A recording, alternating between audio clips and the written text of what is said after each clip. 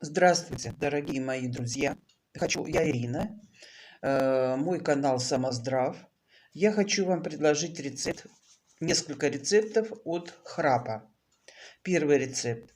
1 столовая ложка травы алтея насыпать в термос, залить кипятком пол-литра кипяточка и оставить все на ночь. Настаиваться. Утром выпить 1/3 стакана, днем выпить 1/3 стакана и на ночь 1/3 стакана. Курс лечения 1-2 недели, может быть 3-4. Это уже будете смотреть по своему состоянию. Второй рецепт. 1 стакан меда смешиваем с 3 чайными ложками яблочного уксуса. Все это хорошо перемешать. Все это кушать по 2 чайные ложки перед сном. Можно запить водичкой. И третий рецепт.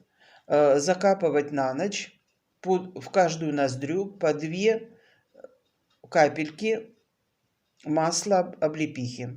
Очень хорошо тоже. Хороший рецепт, хорошо помогает. Делать до получения результата, какой вы хотите. Это может быть и 2 недели, это может быть и месяц, может 1,5.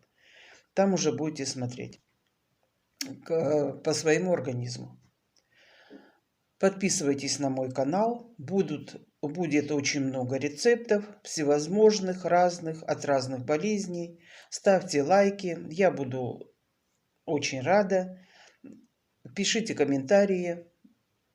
До свидания.